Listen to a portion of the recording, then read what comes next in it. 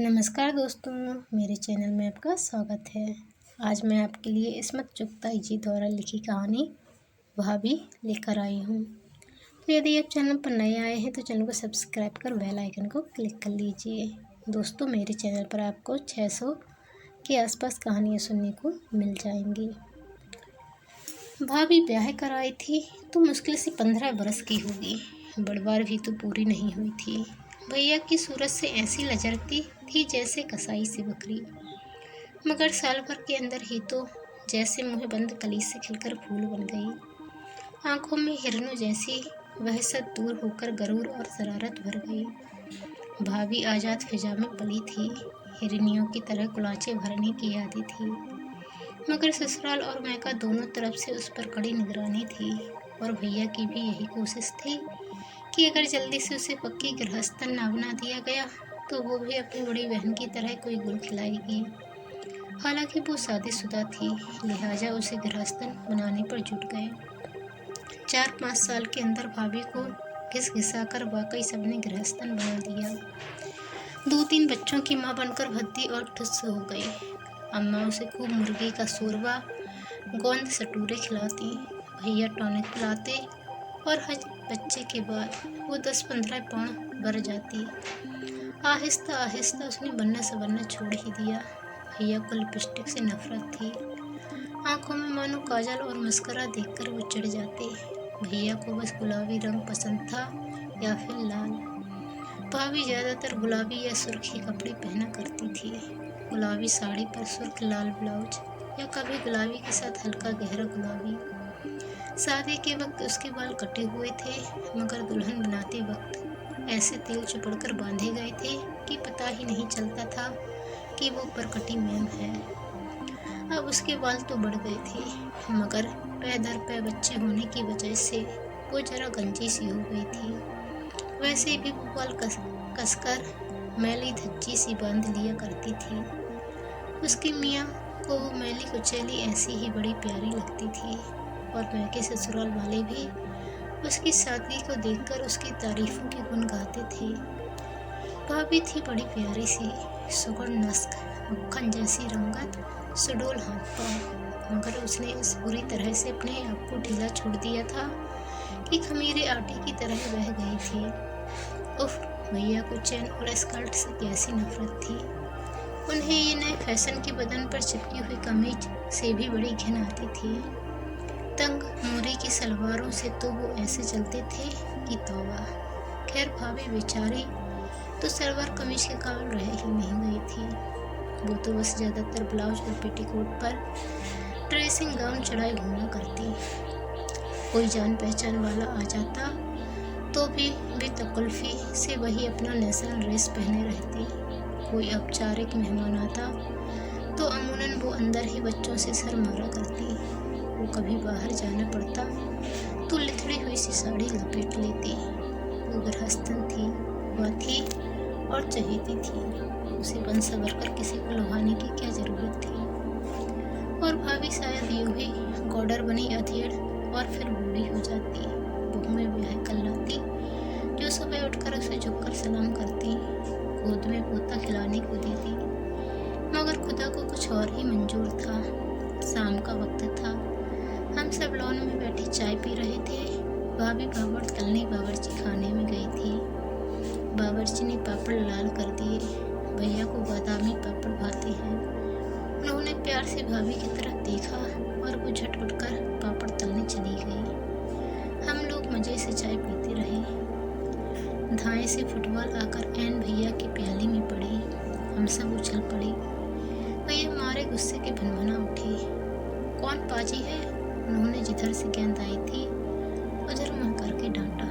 बिखरे हुए बालों का गोल मोल सर और बड़ी बड़ी आंखें ऊपर से झांकी। एक छलांग में भैया मुंडेर पर थे और मुजरिम के बाल उनकी गिरफ्त में। ओहे, एक चीख मुझे और दूसरे लम्हे भैया ऐसे उछलकर अलग हो गए जैसे उन्होंने बिच्छू के डंग पर हाथ डाल दिया हो या अंगारा पकड़ लिया हो। Sorry, I am very sorry, वो हकला रही थी। हम सब दौड़ कर गए। देखा तो मुंडेर के उस तरफ एक दुबली नागिन सी लड़की, सफ़ेद ड्रेन टाइप और नींबू के रंग की स्लीवलेस ब्लाउज पहने अपने बालों में पतली पतली उंगलियां फेरकर घिसियानी हंसी हंस रही थी। और फिर हम सब हंसने लगे।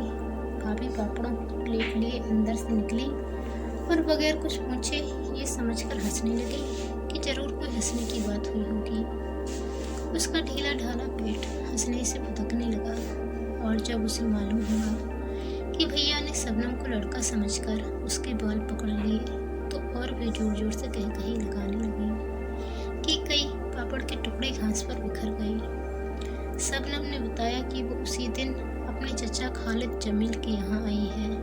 अकेले जी घबराया तो फुटबॉल ही लुढ़काने लगे जो इत्तेफाकन भैया की प्याली पर आ कूदी। शबनम भैया को अपनी तीखी मस्करा लगी आंखों से ऐसे घूर रही थी। भैया मंत्र मुक्त सन्नाटे में उसे तक रहे थे। एक करंट उन दोनों के दरमियान दौड़ रहा था। भाभी इस करंट से कटी हुई जैसे कोसों दूर खड़ी थी। उसका फुदकता हुआ पेट सहम कर रुक गया। हंसी ने उसके होठों पर लड़खड़ाकर दम तोड़ दिया। उसके हाथ ढीले हो गए। प्लेट के पापड़ घास पर गिरने लगे। फिर एकदम वो दोनों जाग पड़े और ख्वाबों की दुनिया से लौट आए। शबनम फुदक्का मुंडेर पर चढ़ गई। आइए चाय पी लीजिए। मैंने ठहरी हुई फिजा को धक्का देकर आगे खिसकाया। एक लचक के साथ शबनम ने अपने पैर मुंडेर के उस पार से इस पार झुलाए। शबनम का रंग पिघले हुए सोने की तरह लौ दे रहा था। उसके बाल स्याह भौरा थे मगर आंखें जैसे स्याह कटोरियों में किसी ने शहद भर दिया हो। नींबू के रंग के ब्लाउज का गला बहुत गहरा था। होंठ तरबूजी रंग के और उसी रंग के नेल पॉलिश लगाए वो बिल्कुल किसी अमेरिकी इश्तिहार की मॉडल मालूम हो रही थी। भाभी से कोई फुट भर लंबी लग रही थी। हालांकि मुश्किल से 2 इंच ऊंची होगी। उसकी हड्डी बड़ी नाजुक थी इसलिए कमर तो ऐसी कि छल्ले में पिरो दो लो। भैया कुछ गुमसुम से बैठे थे। भाभी उन्हें कुछ ऐसे तक रही थी जैसे बिल्ली पर तौलते हुए परिंदों को घूरती है कि जैसे ही वह फड़फड़ाए बढ़कर दबोच ले। उसका चेहरा तमतमा रहा था। होंठ भिजे हुए थे। नथुने फड़फड़ा रहे थे। इतने में मुन्ना आकर उसकी पीठ पर धम्मे से कूदा। वो हमेशा उसकी पीठ पर ऐसे ही कूदा करता था जैसे वो गुदगुदा सा तकिया हो। भाभी हमेशा ही हंस दिया करती थी मगर आज उसने चटाक चटाक 2-4 चांटे जड़ दिए। शबनम परेशान हो गई। अरे अरे अरे रुकिए ना, उसने भैया का हाथ छूकर कहा। बड़ी गुस्सावर है आपकी मम्मी, उसने मेरी तरफ मुंह फेर कर कहा। इंट्रोडक्शन कराना हमारी सोसाइटी में बहुत कम हुआ करता है और फिर भाभी का किसी से इंट्रोडक्शन कराना अजीब सा लगता था। वो तो सूरज से ही घर की हुआ लगती थी। शबनम की बात पर हम सब कहा मारकर हंस पड़े। भाभी मुन्नी का हाथ पकड़कर घसीटती हुई अंदर चल दी। अरे ये तो हमारी भाभी है, मैंने भाभी को धमधम जाते हुए देखकर कहा। भाभी? शबनम हैरत जदा होकर बोली। इनकी भैया की बीबी? ओह, उसने संजीदगी से अपनी नजरें झुका ली। मैं समझी। उसने बात अधूरी छोड़ दी। भाभी की उम्र 23 साल है। मैंने वजाहत स्पष्टता की। मगर डोंट बी सिली। शबनम हंसी। भैया भी उठकर चल दिए। खुदा की कसम। ओह जहालत। नहीं, भाभी ने मार्टेज से 15 साल की उम्र में सीनियर कैम्ब्रिज किया था। तुम्हारा मतलब है कि मुझसे 3 साल छोटी हैं। मैं 26 साल की हूँ। तब तो कतई छोटी है। उफ, मैं तो समझी वो तुम्हारी मम्मी है। दरअसल मेरी आंखें कमज़ोर हैं मगर मुझे ऐनक से नफरत है। बुरा लगा होगा उन्हें। नहीं, भाभी को कुछ बुरा नहीं लगता। जा बेचारी। कौन कौन भाभी? न जाने मैंने क्यों कहा। भैया अपनी बीवी पर जान देते हैं, सफिया ने बतौर वकील कहा। बेचारी की बहुत बचपन में शादी कर दी गई होगी। 25-26 साल के थे। मगर मुझे तो मालूम भी न था कि 20वीं सदी में बगैर देखे शादियां होती हैं। शबनम ने हिकारत से मुस्कुरा कर कहा। तुम्हारा हर अंदाजा गलत निकल रहा है। भैया ने भाभी को देखकर बेहद पसंद कर लिया था। तब शादी हुई थी, मगर जब वो कंबल के फूल जैसी नाजुक और हसीन थी। फिर ये क्या हो गया शादी के बाद? होता क्या? भाभी अपने घर की मल्लिका है, बच्चों की मल्लिका है, कोई फिल्म एक्ट्रेस तो है नहीं। दूसरे भैया को सूखी मारे लड़कियों से घिन आती है। मैंने जानकर शबनम को चोट दी, वो बेवकूफ़ न थी। भाई चाहे कोई मुझसे प्यार करे या न करे, मैं तो किसी को खुश करने के लिए हाथी का बच्चा कभी न बनूं, ना बनूं। और माफ़ करना, तुम्हारी भाभी कभी बहुत खूबसूरत होगी, मगर अब तो आपका नजरिया भैया से अलग है। मैंने बात टाल दी, और जब वो बल खाती सीधी स्टूल टांगों को आगे पीछे झुलाती, नन्हे नन्हे कदम रखती मुंडेर की तरफ जा रही थी। भैया बरामदे में खड़े थे, उनका चेहरा सफ़ेद पड़ गया था और बार बार अपनी गद्दी सहला रहे थे, जैसे किसी ने वहाँ जलती हुई आग रख दी हो। चिड़िया की तरह फुदक कर वो मुंडेर फलांग गई। पल भर को पलटकर उसने अपनी सरवती आंखों से भैया को तौला और छलावी की तरह कोठी में गायब हो गई। भाभी लॉन पर झुकी हुई तकिया आधे समेट रही थी, मगर उसने एक नज़र न आने वाला तार देख लिया, जो भैया और शबनम की निगाहों के दरमियान दौड़ रहा था। एक दिन मैंने खिड़की में से देखा, शबनम फूला हुआ स्कर्ट और सफ़ेद खुले गले का ब्लाउज पहने पप्पू के साथ संबा नाच रही थी। उसका नन्हा सा पिकनीज कुत्ता टांगों में उलझ रहा था। वो ऊंचे ऊंचे कह लगा रही थी। उसकी सुडौल सांवली टांगें हरी हरी घास पर थिरक रही थीं। काले रेशमी बाल हवा में झलक रहे थे।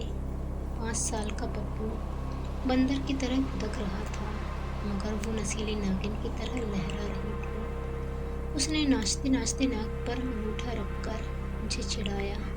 मैंने भी जवाब में ठूसा दिखा दिया, मगर फौरन ही मुझे उसकी निगाहों का पीछा करके मालूम हुआ कि ये इशारा वो मेरी तरफ नहीं कर रही थी। भैया बरामदे में अहमकों की तरह खड़े गुद्दी सहला रहे थे और वो उन्हें मुँह चिढ़ाकर चला रही थी। उसकी कमर में बल पड़ रहे थे, कूल्हे मटक रहे थे, बाहें थरथरा रही थीं, होंठ एक दूसरे से जुदा नजर रहे थे। उसने सांप की तरह लब से जुबान निकालकर अपने होठों को चाटा। भैया की आंखें चमक रही थीं और वो खड़े दांत निकाल रहे थे। मेरा दिल धक से रह गया। भाभी गोदाम में अनाज तुलवा कर बावर्ची को दे रही थी। शबनम की बच्ची, मैंने दिल में सोचा, मगर गुस्सा मुझे भैया पर भी आया। उन्हें दांत निकालने की क्या ज़रूरत थी? इन्हें तो शबनम जैसे कांटों से नफरत थी। इन्हें तो अंग्रेजी नाचों से घिन आती थी। फिर वो क्यों खड़े उसे तक रहे थे? और ऐसी भी क्या बेसुधी कि उनका जिस्म संबा की ताल पर लचर रहा था और उन्हें खबर न थी। इतने में बॉय चाय की ट्रे लेकर लॉन पर आ गया। भैया ने हम सबको आवाज़ दी और बॉय से कहा, भाभी को भेज दे। रस्मन शबनम को भी बुलावा देना पड़ा।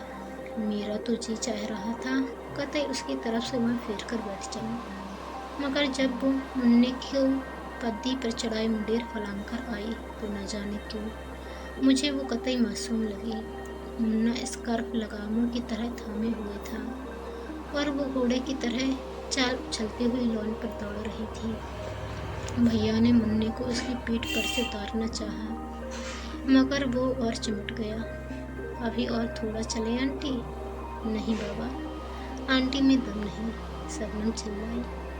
बड़ी मुश्किल से भैया ने मुन्ने को उतारा, मुंह पर एक चांटा लगाया। एकदम तड़प कर शबनम ने उसे गोद में उठा लिया और भैया के हाथ पर जोर का थप्पड़ लगाया। शर्म नहीं आती? इतने बड़े ऊंट के ऊंट छोटे से बच्चे पर हाथ उठाते हैं।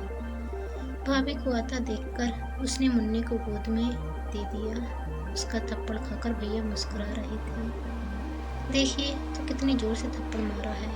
मेरे बच्चे को कोई मारता तो हाथ तोड़कर रख देती। उसने शरबत की कटोरियों में जहर घोलकर भैया को देखा और फिर हंस रहे थे भैया। दम भी है जो हाथ तोड़ेगी। भैया ने उसकी कलाई मरोड़ी। वो उबल खाकर इतनी जोर से चीखी कि भैया ने कांप कर उसे छोड़ दिया और वो हंसते हंसते जमीन पर लौट गई। चाय के दरमियान भी शबनम की शरारतें चलती रही। वो बिल्कुल कमसिन छोकरियों की तरह चुहले कर रही थी। वह भी गुमसुम बैठी थी। आप समझे होंगे शबनम के वजूद से डरकर उन्होंने अपनी तरफ तवज्जो देनी शुरू कर दी होगी। जी कतई नहीं, वो तो पहले से भी ज़्यादा मैली रहने लगी, पहले से भी ज़्यादा खाती। हम सब तो हंस ज़्यादा रहे थे, मगर वो सिर झुकाए निहायत तमन्ना से केक उड़ाने में मसरूफ़ थी। चटनी लगा लगा कर भजिए निकल रही थी। सिके हुए तोशों पर ढेर से मक्खन लगा लगा कर खाई जा रही थी। भैया और शबनम को देख देख कर हम सभी परेशान थे और शायद भाभी भी फिक्रमंद होंगी, लेकिन अपनी परेशानी को वो मुर्गन खानों में दफन कर रही थी। उन्हें हर वक्त खट्टी डकारें आया करती, मगर वो चूरन खा खा कर पुलाव कोरमा हजम करती। वो सहमी सहमी नज़रों से भैया और शबनम को हंसता उड़ता देखती। भैया तो कुछ और भी जवान लगने लगे थे। शबनम के साथ वो सुबह शाम समंदर में तैरते। भाभी अच्छा भला तैरना जानती, मगर भैया को स्विमिंग सूट पहने औरतों से सख्त नफरत थी। एक दिन हम सब समंदर में नहा रहे थे। शबनम 2 धज्जियाँ पहने नागिन की तरह पानी में बल खा रही थी। इतने में भाभी, जो देर से मुन्ने को पुकार रही थी, आ गई। भैया शरारत के मूड में तो थे ही, दौड़कर उन्हें पकड़ लिया और हम सबने मिलकर उन्हें पानी में घसीट लिया। जब से शबनम आई थी, भैया बहुत शरारती हो गए थे। एकदम से वो दांत किचकिचा कर भाभी को हम सबके सामने भींच लेते, उन्हें गोद में उठाने की कोशिश करते, मगर वो उनके हाथों से बोगल मछली की तरह फिसल जाती। फिर वो खिसिया कर रह जाते, जैसे कल्पना में वो शबनम को ही उठा रहे थे, और भाभी लज्जित होकर फौरन पुडिंग या कोई और मज़ेदार डिश तैयार करने चली जाती। उस वक्त जो उन्हें पानी में धकेला गया तो वो गठरी की तरह लुढ़क गईं। उनके कपड़े जिस्म पर चिपक गए और उनके जिस्म का सारा घोड़ापन भयानक तरीके से उभर आया। कमर पर जैसे किसी ने रजाई लपेट दी थी। कपड़ों में वो इतनी भयानक नहीं मालूम होती थी। वो है, कितनी मोटी हो गई हो तुम, भैया ने कहा। उफ, तौंद तो देखो, बिल्कुल गामा पहलवान मालूम हो रही हो। हाँ, 4 बच्चे होने के बाद कमर। मेरे भी तो 4 बच्चे हैं, मेरी कमर तो डनलप पिल्लों का गद्दा नहीं बनी। उन्होंने अपने सुडौल जिस्म को ठोक बजाकर कहा, और भाभी मुँह दुथाए भीगी मुर्गी की तरह पैर मारती, झुरझुरियाँ लेती, रेत में गहरे गहरे गड्ढे बनाती, मुन्ने को घसीटती चली गईं। भैया बिल्कुल बेतवज्जो होकर शबनम को पानी में डुबकियाँ देने लगे। जब नहा कर आए तो भाभी सिर झुकाए खुबानियों के मुरब्बे पर क्रीम की तह जमा रही थीं। उनके होंठ सफ़ेद हो रहे थे और आंखें सुर्ख थीं। गटारचे की गुड़ियाँ जैसे मोटे मोटे गाल और सूजे हुए मालूम हो रहे थे। लंच पर भाभी बेइंतहा गमगीन थीं, लिहाजा बड़ी तेज़ी से खुबानियों का मुरब्बा और क्रीम खाने में जुटी हुई थीं।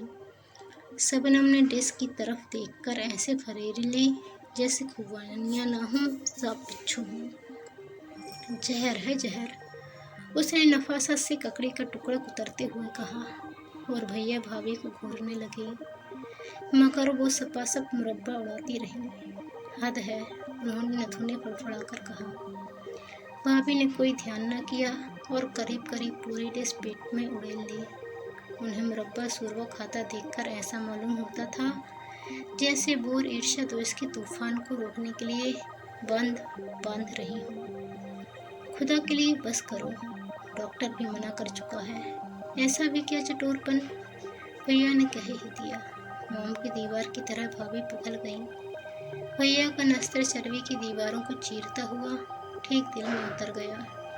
मोटे मोटे आंसू भाभी के फूले हुए गालों पर फिसलने लगे। सिसकियों ने जिस्म के ढेर में जल जला पैदा कर दिया। दुबली पतली और नाजुक लड़कियां किस लतीफ़ और सुहाने अंदाज में रोती हैं, मगर भाभी को रोते देखकर बजाय दुख की हंसी आती थी, जैसे कोई रुई के भीगे हुए ढेर को डंडों से पीट रहा हो। वो नाक पहुँचती हुई उठने लगी, मगर हम लोगों ने रोक लिया और भैया को डांटा। खुशामद करके वापस उन्हें उठा लिया। बेचारी नाक सुटकाती बैठ गई, मगर जब उन्होंने कॉफ़ी में 3 चम्मच शक्कर डालकर क्रीम की तरफ हाथ बढ़ाया तो एकदम ठिठक गई। सहमी हुई नज़रों से शबनम और भैया की तरफ देखा। शबनम बामुश्किल अपनी हंसी रोके हुए थी। भैया मारे गुस्से के रुआंसे हो रहे थे। वो एकदम भन्ना कर उठे और जाकर बरामदे में बैठ गए। उसके बाद हालात और बिगड़े। भाभी ने खुल्लम खुल्ला ऐलान जंग कर दिया। किसी जमाने में भाभी का पुठानी खून बहुत गर्म था। जरा सी बात पर हाथापाई पर उतर आया करती थी और बारहा भैया से गुस्सा होकर बजाय मुँह फुलाने के भी खूंखार बिल्ली की तरह उन पर टूट पड़ती। उनका मुँह खसोट डालती, दांतों से गिरेबान की धज्जियाँ उड़ा देती। फिर भैया उन्हें अपनी बाहों में खींचकर बेबस कर देते और वो उनके सीने से लगकर प्यासी डरी हुई चिड़िया की तरह फूट फूट कर रोने लगती। फिर मिलाप हो जाता और छेपी खिसियानी वो भैया के मुंह पर लगे हुए खरोचों पर प्यार से टिंचर लगा देती, उनके गिरेबान को रफू कर देती और मीठी मीठी शुक्रगुजार आंखों से उन्हें तकती रहती। ये तब की बात है जब भाभी हल्की फुल्की तीतरी की तरह तर्रार थी, लड़ती हुई छोटी सी पश्चिमी बिल्ली मालूम होती थी। भैया को उन पर गुस्सा आने के बजाय और शिद्दत से प्यार आता, मगर जब उन पर गोश्त ने जिहाद बोल दिया तो बहुत ठंडी पड़ गई थी। उन्हें अव्वल तो गुस्सा ही न आता और अगर आता भी तो फौरन इधर उधर काम में लगकर भूल जाती। उस दिन उन्होंने अपनी भारी भरकम डील ढोल को भूलकर भैया पर हमला कर दिया। भैया सिर्फ उनके बोझ से धक्का खाकर दीवार से जा चिपके।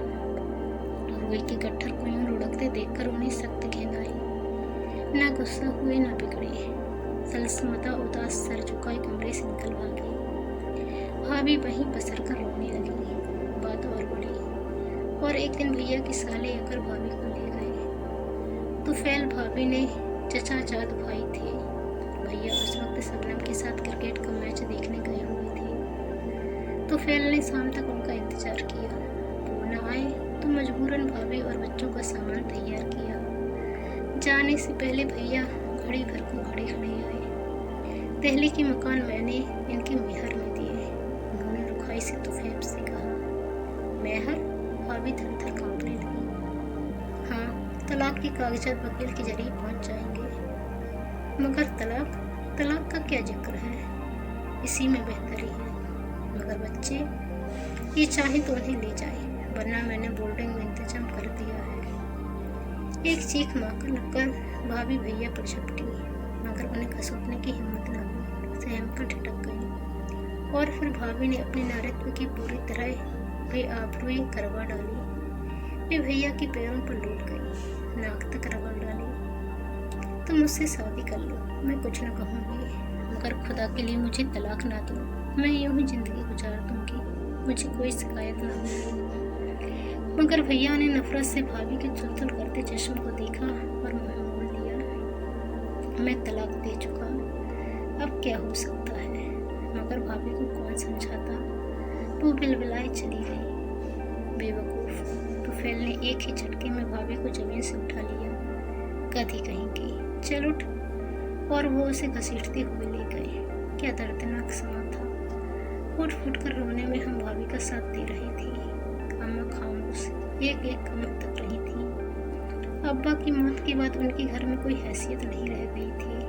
भैया खुद मुख्तार थे, बल्कि हम सबके सरपरस्त थे। अम्मा उन्हें बहुत समझा कर हार चुकी थीं। उन्हें इस दिन की अच्छी तरह खबर थी, मगर क्या कर सकती थी। भाभी चली गई। फिजा ऐसी खराब हो गई थी कि भैया और शबनम भी शादी के बाद हिल स्टेशन पर चले गए। नयन 7-8 साल गुजर गए, कुछ ठीक अंदाजा नहीं। हम सब अपने अपने घरों को हुई। अम्मा का इंतकाल हो गया, आसियाना उजड़ गया, भरा हुआ घर सुनसान हो गया, सब इधर उधर उड़ गए। 7-8 साल आँख झपकती न जाने कहाँ गुम हो गई। कभी साल 2 साल में भैया की कोई खैर खबर मिल जाती। वो ज़्यादातर हिंदुस्तान से बाहर मुल्कों की चक फेरियों में उलझे रहे। मगर जब उनका खत आया कि वो मुंबई आ रहे हैं तो भूला बिसरा बचपन फिर से जाग उठा। भैया ट्रेन से उतरे तो हम दोनों बच्चों की तरह लिपट गए। शबनम मुझे कहीं नजर न आई। उनका सामान उतर रहा था। जैसे ही भैया ने उसकी खैरियत पूछने को मुड़े, तब से एक वजनी हाथ मेरी पीठ पर पड़ा और कई मन का गरम गरम गोश्त का पहाड़ मुझसे निपट गया। भाभी, मैंने प्लेटफॉर्म से नीचे गिरने से बचने के लिए खिड़की में झूलकर कहा। जिंदगी में मैंने शबनम को कभी भाभी न कहा था, वो लगती भी तो शबनम ही थी, लेकिन आज मेरे मुंह से बेख्तियार भाभी निकल गया। शबनम की फुआर इन चंद सालों में गोश्त और पोस्त मस्त त्वचा का लौंदा जैसे बन गई। मैंने भैया की तरफ देखा, वो वैसे ही दराज का दौर छरहरे थे, एक तोला गोश्त न इधर न उधर। जब भैया ने शबनम से शादी की थी तो सभी ने कहा था शबनम आज़ाद लड़की है, पक्की उम्र की है। भाभी, तो ये मैंने शहजाद को हमेशा भाभी ही कहा। हाँ, तो शहजाद बोली और कमसिन थी, भैया के काबू में आ गई। ये नागिन उन्हें डस कर बेसुध कर देगी, इन्हें मज़ा चखाएगी। मगर मज़ा तो लहरों का सिर्फ चट्टान ही चखा सकती है। बच्चे बोर्डिंग में हैं, छुट्टी नहीं थी उनकी। शबनम ने खट्टी डकारे भरी सांस मेरी गर्दन पर छोड़कर कहा, और मैं हैरत से उस गोश्त के ढेर से उस शबनम को फुआर कर ढूंढ रही थी, जिसने शहजाद के प्यार की आग को बुझाकर भैया के कलेजे में नई आग भड़का दी थी। मगर ये क्या, उस आग में भस्म हो जाने से भैया तो और भी सच्ची सोने की तरह दबकर निखर आए थे। आग खुद अपनी तपिश में भस्म होकर राख का ढेर बन गई थी। भाभी तो मक्खन का ढेर थी, मगर शबनम तो झुलसी हुई टसियाली राख थी। उसका सावला कुंदनी रंग मरी हुई छिपकली के पेट की तरह और जर्द हो चुका था। वो शरबत खुली हुई आंखें गंदली और वैरानक हो गई थीं। पतली नागिक जैसी लचरती हुई कमर का कहीं दूर दूर तक पता न था। वो मुस्तकिल तौर पर हामिला मालूम होती थी। वो नाजुक नाजुक नचकेली शाखों जैसी बाहें मुग्दर की तरह हो गई थी। उसके चेहरे पर पहले से ज़्यादा पाउडर थपा हुआ था, आंखें मस्कारा से लिथड़ी हुई थी। भावें शायद गलती से ज़्यादा नुच गई थी, जब ही इतनी गहरी पेंसिल घिसनी पड़ी थी। भैया रिट्ज में ठहरे। रात को डिनर पर हम वहीं पहुंच गए। कैबरे अपने पूरे सबाब पर था। मिस्त्री हसीना अपनी छाती जैसे पेट को मरोड़िया दे रही थी। उसके कूल्हे दायरों में लचक रहे थे। सुडोल मरमरी बाजू हवा में थरथरा रहे थे। बारीक सिफोन में से उसकी रूहली टांगे हाथी दांत के तरासे हुए सतूनों खंभों की तरह फड़क रही थीं। भैया की भूखी आंखें उसके जिस्म पर बिच्छुओं की तरह रेंग रही थीं। वो बार बार अपनी गुत्ती पर अनजानी चोट सहला रहे थे। भाभी, जो कभी शबनम थी, मिस्त्री रक्कासा नर्तकी की तरह लहराती हुई बिजली थी, जो एक दिन भैया के होशो हवास पर गिरी थी, आज रेत के ढेर की तरह धसकी बैठी थी। उसकी मोटी मोटी गाल खून की कमी और मुस्तकिल स्थायी बदहजमी की वजह से पीलेपन की ओर अग्रसर हो रहे थे। नियॉन लाइट्स की रोशनी में उसका रंग देखकर ऐसा मालूम हो रहा था जैसे किसी अनजाने नाग ने डस लिया हो। मिस्त्री रक्कासा के कूले तूफान मचा रहे थे और भैया के दिल की नाव उस भंवर में जब फेरियां खा रही थी। 5 बच्चों की माँ शबनम, जो अब भाभी बन चुकी थी, सहमी सहमी नजरों से उन्हें तक रही थी।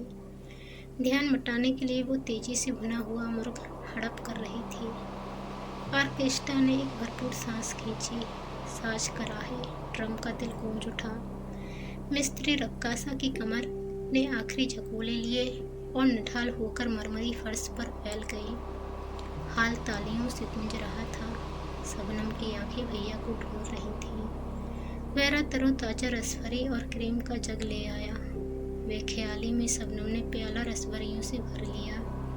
उसके हाथ लचर रहे थे। आंखें चोट खाई हुई हिरनियों की तरह परेशान चौकड़ियां भर रही थीं। भीड़ भाड़ से दूर हल्की अंधेरी बालकनी में भैया खड़े मिस्त्री रक्कासा का सिगरेट सुलगा रहे थे।